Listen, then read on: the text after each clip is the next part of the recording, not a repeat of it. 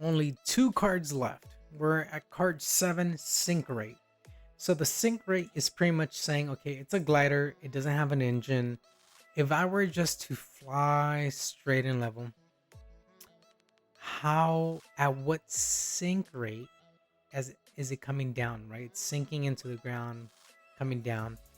So if I'm just flying straight and level at a specific speed and maintain that speed, so in this case, about 50 knots, greater than or equal, whatever it is, and I just wait and see how long it takes to change about 200 feet in altitude, um, what is my sink rate? So what that means is, hey, if you start the watch here and it takes 10 seconds and now you've synced 200 feet, so that's telling you your change in altitude was 200 and your time was 10 seconds. Then that's telling you your 200 divided by 10, 20, you're decreasing at about 20 feet a second.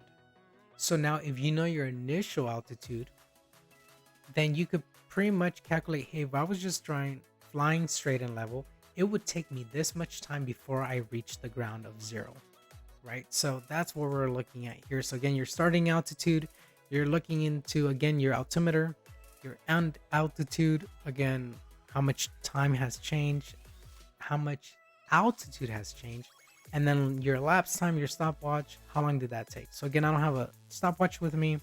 I'm just gonna look at the altimeter and see how much time it takes. If you want to practice it at home, get a watch, time it, or just glide and see how long it takes for 200 feet. So again, card 7 on deck. Let me tell the pilot. Card 7 on deck, sync rate, set up level flight 50 knots and maintain it until we drop about 200 feet. Let's see, is there another thing potentially here that says that? Let's see. I don't see anything else. It seems like it says, hey, establish speed. I just need an altitude and see how long it takes to drop about 200 feet.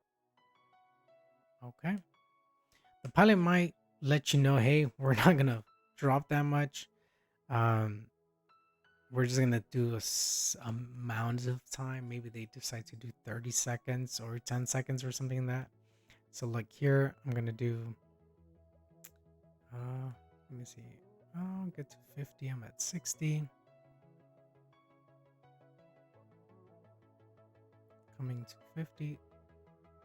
There it is, 50. I'm coding in my, oh gosh, let me reset up. I did not look at what my altimeter was. Again, you know, if you're able to repeat, ask for a repeat.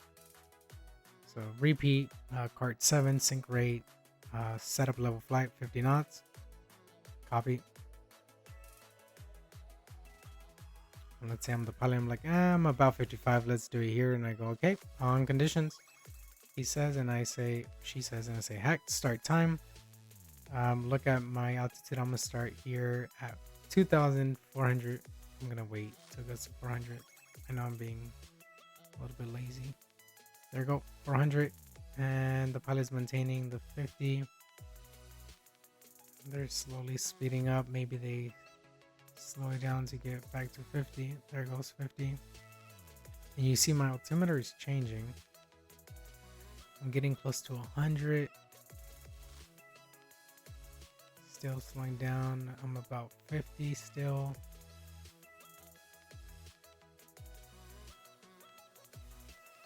There is 100 feet.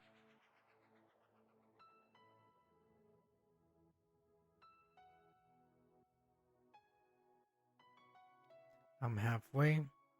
You're still recording your time. My altitude is slowing and my speed is still 1250. Okay.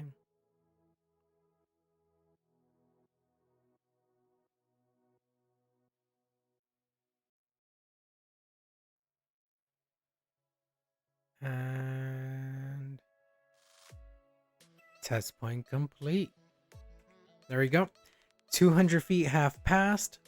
I was able to maintain a 50 knots throughout that maneuver a little bit more or less. That's why I have a tolerance band, even for altitude, of 100. So technically I could have done it for 100 feet, but I did it for 200. So I would write my start altitude, my end altitude at 200 feet have passed, and my time.